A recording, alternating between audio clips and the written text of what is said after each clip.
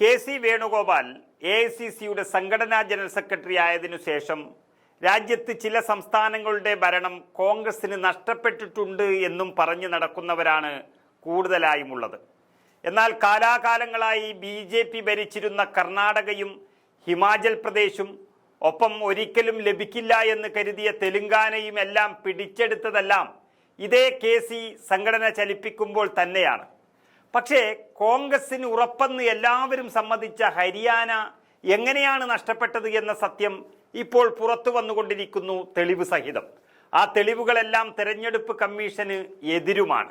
അത് മനസ്സിലാക്കി തന്നെ പുതിയ പോരാട്ടം നടത്തുന്ന സംസ്ഥാനങ്ങളിൽ നിയമസഭാ തെരഞ്ഞെടുപ്പിൽ എടുക്കേണ്ടുന്ന മുൻകരുതലുകളെല്ലാം ഒരു വർഷം മുൻപേ തന്നെ തുടങ്ങിയിരിക്കുന്നത് കെ.സിയുടെ നേതൃത്വത്തിൽ തന്നെയാണ്.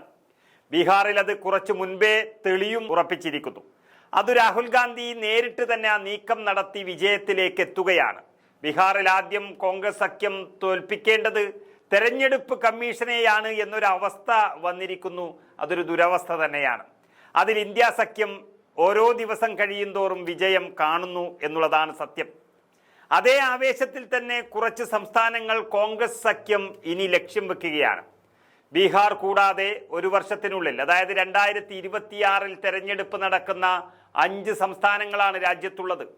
അതിൽ ബംഗാളിൽ BJPയെ അടുപ്പിക്കാതെ തന്നെ മമത തുടരും എന്ന് നമുക്ക് ഉറപ്പിക്കാം. തമിഴ്നാട്ടിലാണെങ്കിൽ MK സ്റ്റാലിൻ്റെ നേതൃത്വത്തിൽ കോൺഗ്രസിനെ ഒപ്പം നിർത്തി നല്ല നീക്കം ഇപ്പോൾ തന്നെ നടത്തുന്നുണ്ട്. ഒപ്പം പോണ്ടിച്ചേരിയും ഇത്തവണ ഇതേ സഖ്യം തന്നെ മുന്നേറ്റം നടത്തുമെന്ന പ്രവചനമാണ് പുറത്തു വരുന്നത്. അല്പമെങ്കിലും മുൻതൂക്കം കോൺഗ്രസിനാണ്. പുതുച്ചേരിയിൽ ഒരുപാട് കാലം ഭരിച്ചൊരു സംസ്ഥാനമാണ് പോണ്ടിച്ചേരി. എന്നാൽ കോൺഗ്രസ് മുഖ്യമന്ത്രിമാർ ഭരിക്കാൻ സാധ്യതയുള്ള 2 സംസ്ഥാനങ്ങളാണ് കേരളവും ആസാമും.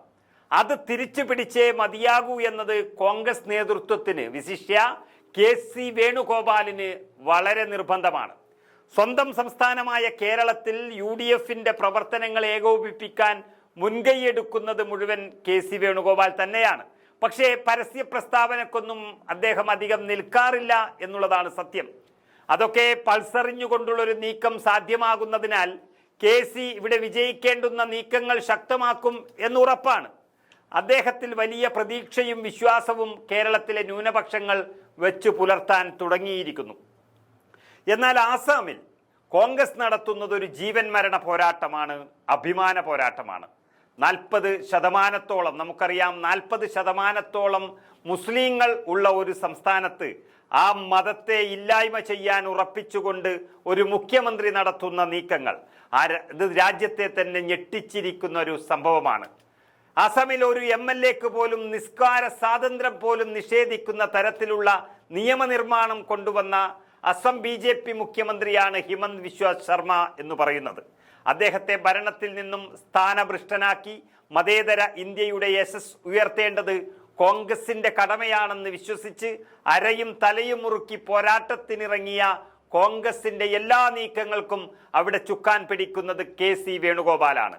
നമുക്കറിയാം തെലുങ്കാനയിൽ പയറ്റിയ അതേ തന്ത്രം, ഒരുപക്ഷെ അതിനേക്കാളും തീക്ഷ്ണമായ ഒരു മതേതര ചേരിയെ സൃഷ്ടിച്ചുകൊണ്ടുള്ള പോരാട്ടമാണ് അസമിൽ കോൺഗ്രസ് പുറത്തെടുത്തത്. പതിറ്റാണ്ടുകളോളം കോൺഗ്രസ് ഭരിച്ച അസം എന്ന സംസ്ഥാനത്ത് കോൺഗ്രസിന്റെ പാരമ്പര്യ വോട്ടുകളും അതിനോടൊപ്പം വിഘടിച്ചു നിൽക്കുന്ന ന്യൂനപക്ഷങ്ങളുടെ വോട്ടുകളും ഒന്നിച്ചു നിർത്തിയാൽ അവിടെ ഭരണം അനായാസം പിടിക്കാം എന്ന സ്ട്രാറ്റജിയാണ് കെ.സിയുടെ നേതൃത്വത്തിൽ അസമിൽ ഇറക്കിയിരിക്കുന്നത്. അതിനുവേണ്ടി ഇറക്കിയിരിക്കുന്നത് ചെറിയ പുള്ളിയെയല്ല ചുക്കാൻ പിടിക്കാൻ. ലോകസഭയിൽ രാഹുൽ ഗാന്ധിയുടെ ഒപ്പം തന്നെ വർഷങ്ങളായി തേരുതെളിക്കുന്ന, ഇന്ന് വെറും 43 വയസ്സ് മാത്രം പ്രായമുള്ള ഗൗരവ് ഗൊഗോയിയെയാണ്. അദ്ദേഹം ഇപ്പോൾ MP ആണ്.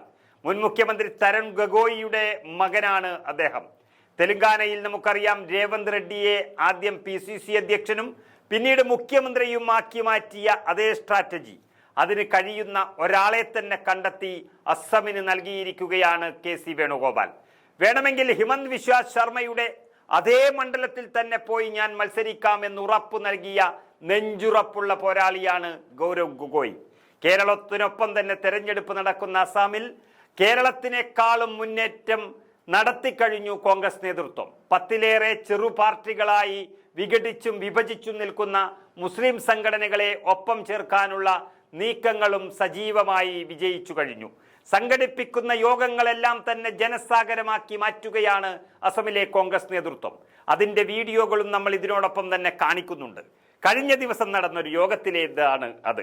അങ്ങനെ തെലങ്കാനയ്ക്ക് സമാനമായ നീക്കം നടക്കുന്ന അസമിൽ KCയും ഒപ്പം കോൺഗ്രസും മനസ്സിൽ സൂക്ഷിക്കുന്ന ഏറ്റവും വലിയ ലക്ഷ്യം എന്ന് പറയുന്നത് ദിവസം തോറും ഇന്ത്യൻ മതേതരത്വത്തെ വെല്ലുവിളിക്കുന്ന, മുസ്ലിം സഹോദരങ്ങളെ വളരെ മോശമായി ചിത്രീകരിക്കുന്ന ഏറ്റവും വലിയ വർഗീയവാദിയുടെ ഒരു പതനം തന്നെയാണ്.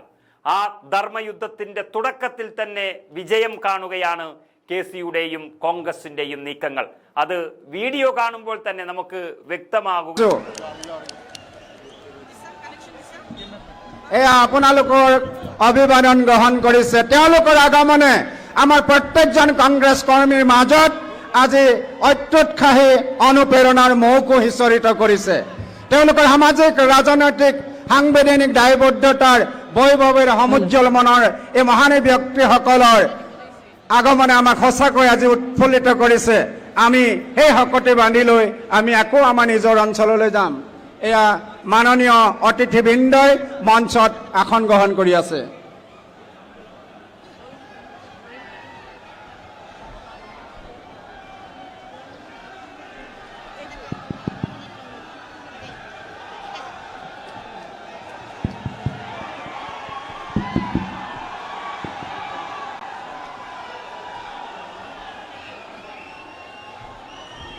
সন্মানীয় অল ইণ্ডিয়া